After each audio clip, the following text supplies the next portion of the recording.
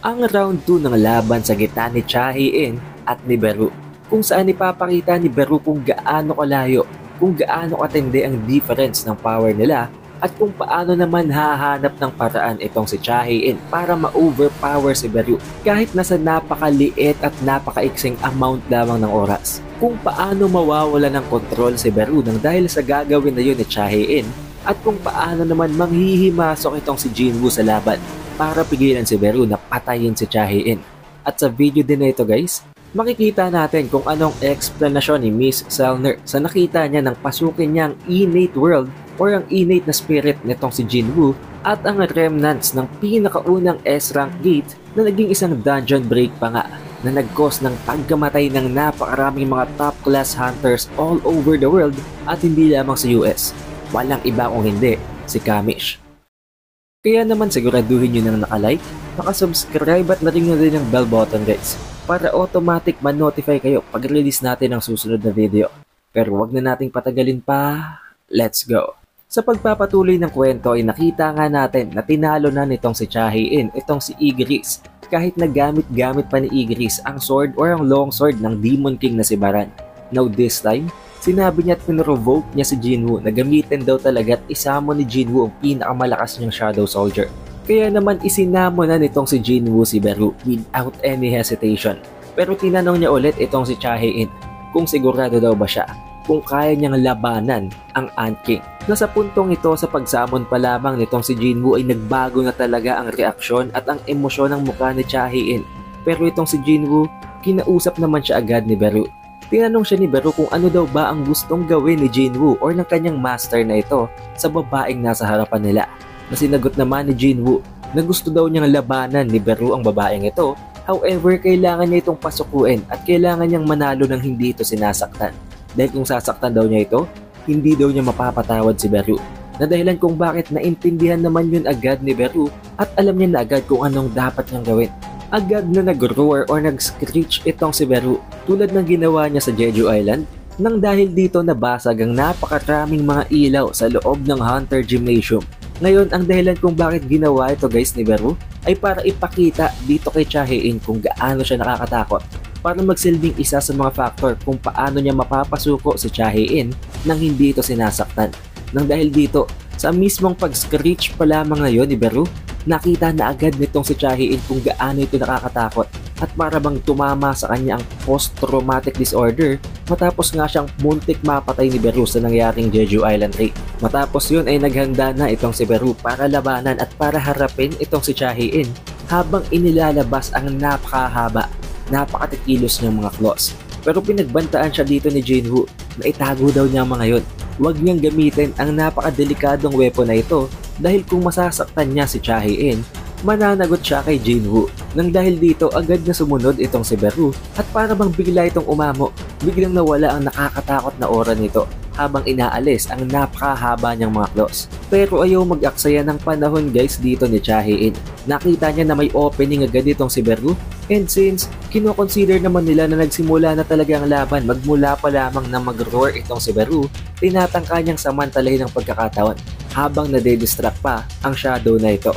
Pero hindi inaasahan ni Chahi-In na siya pala ang mako-caught off guard tulad ng nangyari sa nakita nating Jeju Island raid. Bago pa man lamang atakihin ng Ant King itong si Chahi-In at bago siya mawala ng malay, ginawa yun ulit dito ni Beru guys. Bigla siyang para bang nag-teleport sa likod lang nitong si Chahi-In. At tulad nga ng inaasahan guys natin at nitong si Jinwoo, tumatalab talaga ang trauma nitong si Chahi-In. Naalala niya kung anong nangyari nang huling mag-take place ang eksenang ito. But this time, hindi na hinayaan pa ni Chahi-In na makapag-launch ng attack sa kanya itong si Beru. Inunahan niya na itong atakihin gamit ang kanyang sandata. Pero nagawa yung pigilan ni Beru gamit lamang ang dalawa sa kanyang mga claws. Hindi din naman nagpabaya itong si Chahi-In at hindi niya hinayaan na masalo nitong si Beru ang kanyang sandata. Agad niya itong binawi at hinatak pabalik para hindi mahawakan ni Beru. Pero sa isip ni Beru, matapos nga ang binigay sa kanyang command ng kanyang master na si Jinwoo, hindi niya pwedeng saktan si Chahi-In. Kailangan niyang manalo ng hindi ito inaatake or hindi ito ini-injure. Meaning ang magagawa daw ni Beru ayon sa kanyang isip is that kailangan niyang ipakita, kailangan niyang i-display ang overwhelming difference pagdating sa kanilang power. At sa pamamagitan nun, mapipilitang sumuko at mag-surrender si Chahi-in kahit na hindi nito inaatake. Pinagtatadtad naman ng mga atake ni Chahi-in itong si Beru. Habang si Beru, hinahayaan niya lamang itong si Chahi-in na mag-deploy ng napakaraming barrage of attacks. Pero imbes na mag-launch ng mga counter-attacks, ine-evade at dinadodge lamang ni Beru ang lahat ng mga atake ni Chahi-in. Hindi lamang ang mga slash na yon, sinubukan ding mag-thrust o magtusok itong si Chahi-in ng mga atake dito kay Beru. Pero hindi talaga yun effective guys. Napakalayo ng movement speed ng dalawang ito. At hindi lamang yun, kahit napatuloy ang pag-atake ni Chahi-in, mas lalo lamang siyang nanghina nang makita niya na pinaglalaroan siya nito. Hindi lamang sa nagagawa nitong iwasan ang lahat ng kanyang mga atake, hindi pala ito gumagalaw. Nananatiling nakatayo pa rin ito at hindi ginagalaw ang kanyang dalawang mga paa habang iniiwasan si Chahi-in na nagpapakita na talagang minamalit siya ng langgam na to. Matapos ang realization na yun ni Chahi-in, bigla siyang napatigil for a moment at sa pagkakataong ito, biglang nag-revert back naman itong si Beru at biglang humarap dito kay Chahi-in. Habang sumisigaw ng napakalakas to the point na nakapag-create na ito ng sonic wave. Dahil dito, napilitang mapaurong itong si Chahi-in nang dahil nga sa ginawang impact ng pagsigaw na yun ni Beru. Dito ay na-realize agad nitong si Jinwoo na baka tapos na ang laban. Na baka na disheartened na itong si Chahi-in, tinanggap niya na hindi siya mananalo kay Beru kahit na anong gawin niya. Pero hindi pa rin talaga sumusuko dito si Hunter Cha guys. Sinabi niya na hindi pa tapos. May natitira pa siyang lakas para pumalag pa dito kay Beru. Na dahilan kung bakit napapaisip talaga itong si Jinwoo. Dahil bakit naman pinipilit niya nitong si Cha na manalo kay Beru knowing na wala naman siyang mapapala sa loob ng kanilang guild. At pangalawa, naka-risk na dito ang buhay niya. Alam niya na delikado ito at muntik na nga siyang mapatay ni Beru the very first time pa lamang na magkita sila. And just to make it clear to you guys, hindi alam ni Chahi-in na binigyan nitong si Jinwoo ng order itong si Beru na huwag siyang sasaktan. Nang dahil dito, nagkaroon din guys ng confirmation na kumpara sa original na mga counterparts ng mga shadows nitong si Jinwoo, mas may hina talaga ang kanyang mga shadows once na ginamitan niya na ito ng shadow extraction. But still, naiiba talaga. Isang exception pa rin itong si Beru kumpara sa iba niya pang mga soldiers. Dahil itong si Beru ay isang literal na killing machine at heart. At hindi lang yon, may unique intellect ito unlike ng ibang mga soldiers na napaka-basic lamang ng pag-iisip. Nakita naman natin na iba talaga ang takbo ng isip nitong si Beru dahil alam niya kung anong dapat niyang gawin within just simple commands. Alam niya na kung anong dapat niyang i-execute ng mga actions. At hindi lang yon, talagang itong si Beru daw ay ginawa at binuo parang maging isang literal na predator, isang literal na hunter-killer.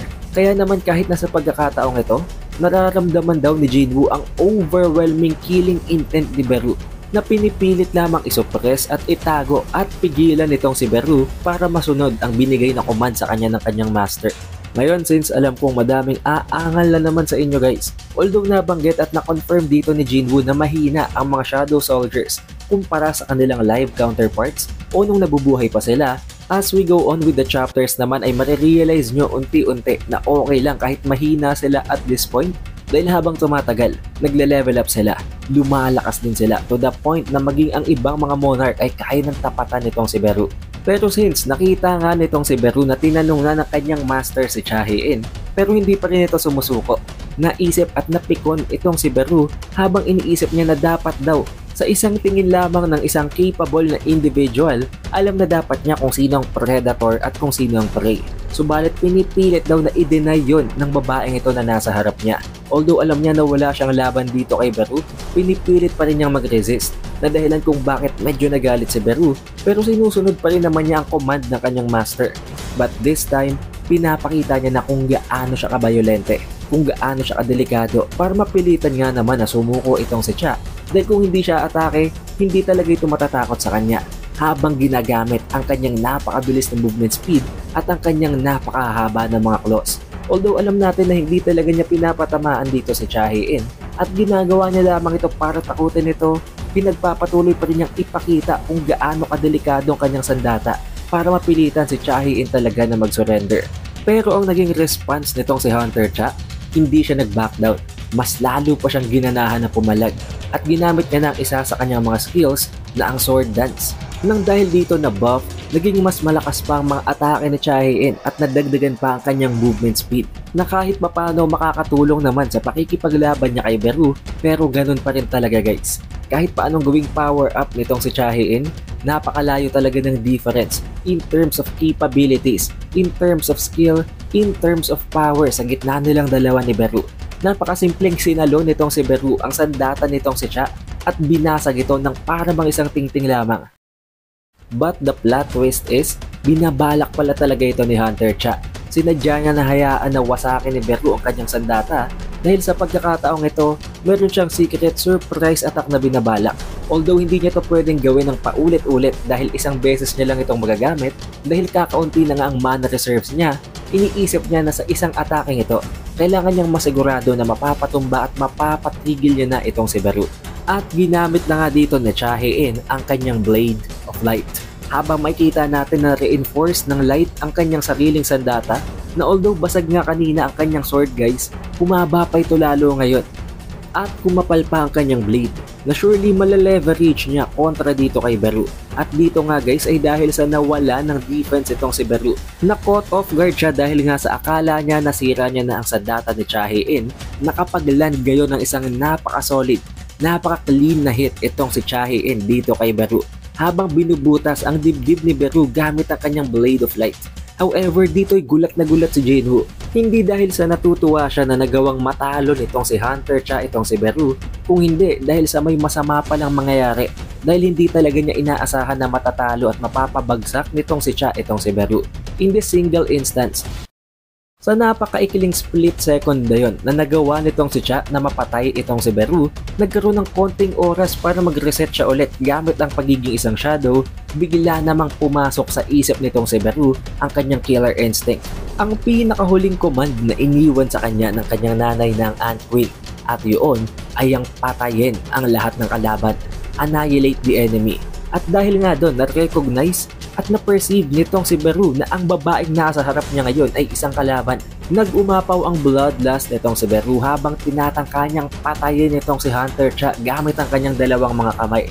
Pinigilan siya ni Jinwoo, but it seems sa pagkakataong ito ay hindi na talaga niya makontrol itong si Beru.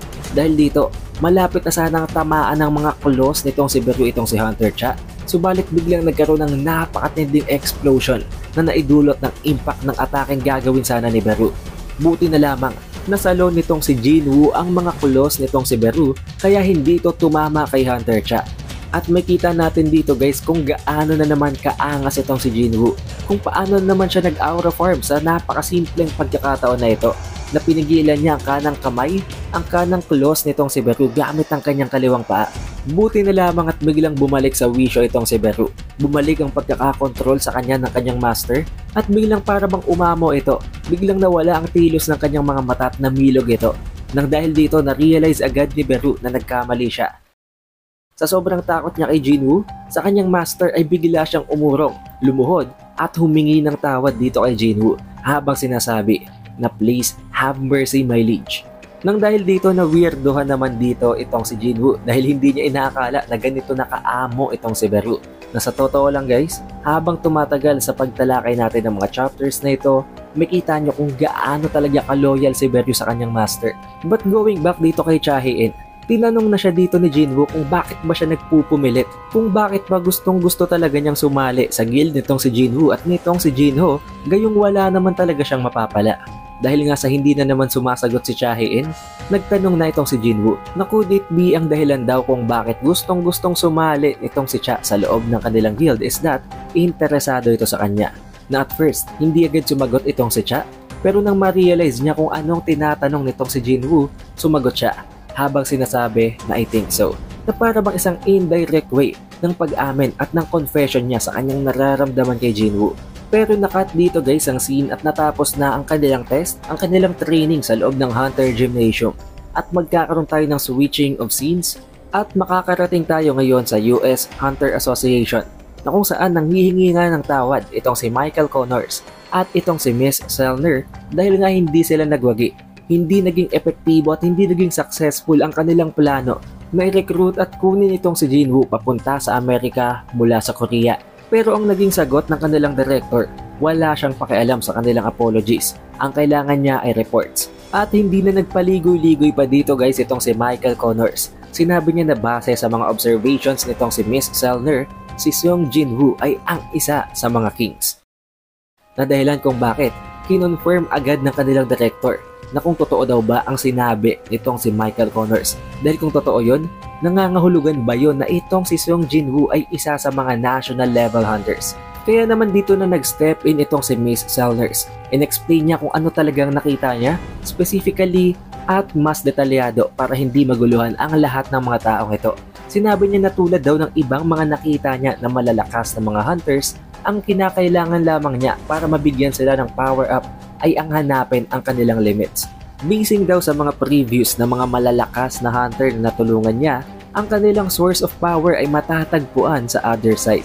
Meaning hindi sa dimensyon na ito, nasa ibang dimensyon nang gagaling ang kanilang kapangyarihan at yun ay ang hinahanap ni Miss Selner para tulungan sila na i-exceed ang kanilang mga limits. And there are some cases daw na kung saan sa sobrang lakas ng pinanggagalingan ng kanilang powers, nag-a-appear ito na para bang isang blinding light, isang brilliant light na kung tatandaan nyo guys, nabanggit na ang terminolohiyang ito sa previous chapter, ang brilliant light. Alam kong alam nyo yun dahil kung nanonood kayo ng previous chapter at kung may alam na din kayo sa kwento ng solo leveling, surely alam nyo kung anong hinihint dito ni Miss Selner. Now hindi yun common guys. Ang iba ay mga napakasimpleng source of power lamang pero tulad ng binanggit ni Miss Selner, there are certain instances na kung saan nanggagaling ito sa napakatinding liwanag na dahilan kung bakit ang mga taong yon, ang mga hunters na yon, na mayroong pinanggagalingan ng kapangyarihan na ganong klaseng napakaliwanag na core ang tinatawag niyang mga kings. At ang mga kings na ito ay ang tinuturing din nila ng mga national level hunters na dahilan kung bakit nagulat nga ang kanilang director dahil syempre kung totoo nga yun, nangangahulugan lamang na nakadiscover sila ng isa pang national level hunter. Pero nilinaw nitong si Miss Selner na iba daw ang kaso dito kay Jinwoo. Unlike the others na may source ng power na matatagpuan sa other side, hindi niya nakita ang source of power nitong si Jinwoo sa other side. There is no other side. Ang kapangyarihan ni Jinwoo ay nanggagaling mismo from within himself. Meaning wala siyang pinanggagalingan ng kapangyarihan, ang kapangyarihan ay nasa loob mismo ng kanyang katawan. At hindi daw yun isang brilliant light kung hindi isang napakatindi, napakalalim at nag-uumapaw na kadiliman. To the point na nang tiningnan niya, nang tinitigan niya ang kadiliman na yon, tinitigan siya nito pabalik. Dahilan kung bakit nanghilabot nga itong si Miss Selner. At hindi lang yun, nilinaw pa nitong si Miss Selner na tulad ng iba, binabreak niya ang limits para maging mas malakas pa sila. Walang limitasyon ng kapangyarihan nitong si Seong Jinwoo. Wala siyang babasagin na limiter. Kaya hindi niya ito matutulungan, wala siyang maipoprovide na power up kay Jinwoo dahil tulad nga ng sinabi niya, there is no limits to his power. At hindi lang yun, sinabi pa nitong si Miss Selner na he was darkness itself, na dahilan kung bakit naitanong ng kanilang director na nangangahulugan daw ba yun na evil itong si Jinwoo. Na sinagot naman ni Miss Selner na hindi daw yung nangangahulugan na evil or good si Jinwoo. Dahil unang-una sa lahat, hindi naman talaga actually nakabase sa pinanggagalingan ng kapangyarihan kung paano i-determine ang kanilang moral code. Ayon dito kay Miss Selner, it only means na doon nag-o-originate ang kanyang power. Maging itong si Michael Connor ay hindi makapaniwala sa mga pinagsasasabi ni Miss Selners pero alam nila na wala namang dahilan para magsinungaling ito sa kanila. Acknowledging the situation, hindi na pinahaba pa at hindi na pinwersa pa ng kanilang director itong si Miss Selner. Bagkus, inakit niya itong si Michael Connor na pumunta sa kanilang basement. Specifically sa basement level 24 na kung saan dito nga nila matatagpuan ang isa sa pinaka-nakakatakot na halimaw. Ang remnants ng pinaka-nakakatakot na monster na nakaharap nila. Nabalikan at napagkwentuhan nila ang tungkol sa pinakaunang S-rank gate na nag-open na kung saan daw nagkaroon pa nga ng dungeon break. Ngayon guys, alam kong marami sa inyo ang hindi pa alam kung anong meaning ng dungeon break. Ang dungeon break ay ang instance, ang phenomena na kung saan ang mga monster na nasa loob ng isang gate ay nakakalabas. Yun ang nangyari at nakalabas ang napakalakas na halimaw na ito mula sa S-rank gate. Just imagine kung gaano yun kadelikado, kung gaano yun ka-destructive. To the point na almost ang entire West Coast area nga daw ay nawasak talaga ng dahil sa paglalaban. At dito din ay nabanggit na nag-recruit ng napakadaming mga napakalalakas na hunter ang US all throughout the world para lamang mapagtulungan na ma-takedown ang monster na yon. At ang nakakalungkot pa doon, ang natira lamang sa lahat ng mga pinakamalalakas na mga hunter na yon ay 5. Nakalaunan ay binigyan nila ng titulo ng level na national level hunters para i-recognize ang kanilang lakas at ang patunay na sila ang pinakamalalakas na mga hunter na nakasurvive at nananatiling buhay pa even up to this point. At ang halimaw naman na yon, ang napakalakas na monster na nanggaling sa dungeon break ng isang S-rank cape ay walang iba kung hindi ang inextinguishable flame na si Kamish. As you can see guys, isa itong napaka-massive na dragon. Now alam nyo kung gaano ito kalakas, kung gaano ito kadelikado dahil mag-isa niyang hinarap ang lahat ng napakalalakas na mga hunter, not to mention maging ang mga national level hunters nga ngayon. Pero matapos nila itong matalo, nakapag-iwan naman ito ng isang napakatinding regalo din naman para sa kanila. At yun ay ang isang runestone.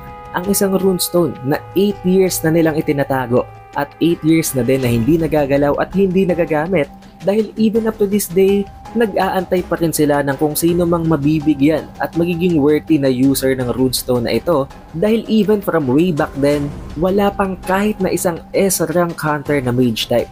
Merong mga S-rank hunter guys, pero hindi sila mage type. At ito pa lang ang pinakaunang pagkakataon na may nakita silang potentially pwedeng gumamit nito na walang iba kung hindi nga itong si Sung Jinwoo. Habang ipinapakita ang skeleton, ang remnants ng mga buto nitong si Kamish na ipinapreserve nila sa loob ng level 24 basement sa loob ng 8 taon. Now alam ko guys kung anong iniisip nyo, pwede itong gamitan ng shadow extraction nitong si Jinwoo na mangyayari naman pero hindi ko kayo sa spoil kung anong magiging outcome. At sasabihin ko rin sa inyo guys na ang runestone na ito ay mapapakinabangan greatly, magiging isang significant part ang runestone na ito sa final na laban. Now switching of scenes guys, makikita naman natin nakaharap nitong si Jinwoo ang kanyang sarili sa salamin at tinatanong niya ang kanyang sarili kung pogi na ba siya dahil nga nakita naman natin na nag-confess sa kanya itong si Hunter Cha. Hindi siya makapaniwala, alam niya na malakas siya, alam niya na okay at nasa tamang shape and physique siya pero hindi din siya makapaniwala kung paano siya nagustuhan ni Hunter Cha. Dito din niya naisip na baka gawa ito ng Will of Rehabilitate kung bakit nag-i-improve ang kanyang looks. Pero tinanong din niya ang kanyang kapatid na babae kung ano daw bang tingin nito sa kanyang muka. Na syempre bilang sister, hindi siya nito sasagutin positively. Ininsulto pa siya nito na dahilan kung bakit medyo nagkakulitan pa ang dalawa at pinagtatadyakan pa nitong si itong si Jinwoo. Habang sinasabi ni Jinwoo na wag daw niya itong gawin dahil napakatigas ng katawan ng kanyang kuya at baka mabali ang kanyang paa.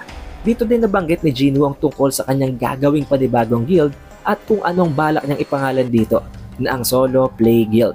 Tulad nitong si Chahi-in, tulad ni Jinho, nag-cringe din itong si Jin-a habang sinasabing parang tanga naman daw yung pangalan nila na dahilan kung bakit nag-suggest itong si Jin-a na bakit daw hindi na lang Jin ang ipangalan nila. Na sa Korean guys, nangangahulugan ng na I and Jin na moving forward na para bang I move forward ang gustong palabasin itong si Jin-a at hindi lang yon, para daw bang ang pangalan niya yon na binaliktad lamang.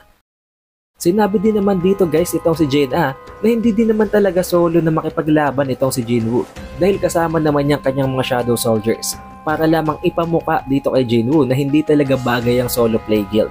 Na actually okay naman dahil nagustuhan naman ni Jinwoo ang suggestion ng kanyang kapatid.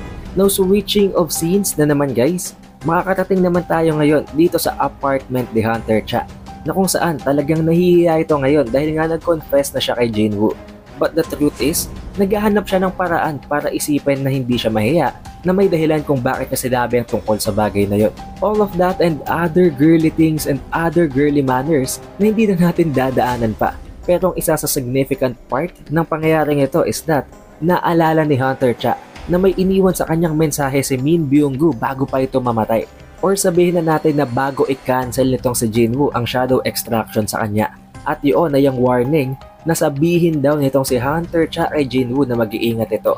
Mag-iingat ito saan? Walang binanggit na kahit na anong kalaban, kahit na anong enemy or kahit na anong opposing forces itong si Min Byung-gu. Kung hindi, ang sinabi niya ay sabihin daw ni Hunter Cha kay Jinwoo na mag-ingat ito sa kanyang sariling kapangyarihan. na nagpapakita lang na kahit na sa loob ng napakaiksing panahon na yon, nakita at nalaman ni Min Byung-gu kung gaano kadelikado ang kapangyarihan na nasa loob ni Sung Jin-woo. Ang lahat ng bagay na ito ay nangyari nang walang malay itong si Hunter Cha, kaya naman ngayon niya lang ito naalala at binabalak niya na ngayon na sabihin kay Jin-woo ang tungkol sa warning na yon na iniwanan ni Min Byung-gu. However, this is where this video ends guys at kailangan na nating antayin ang susunod na video para sa susunod na mga pangyayari. Siguraduhin nyo nang naka-like, naka-subscribe at na-ring nyo na ang bell button guys para automatic ma-notify kayo pag release natin ng susunod na video. Also, we have an official Facebook page, official TikTok account. Kaya naman siguraduhin nyo nang naka-follow kayo sa iba pang mga accounts natin na yon sa ibang mga platforms para hindi kayo mahuhuli sa bawat announcement tungkol sa ating channel. Shoutout nga natin pala guys sa napakatinding mga supporters na ito from the previous solo leveling video. Maraming salamat guys. It is The Updated Weeb and I will see you guys on the next one.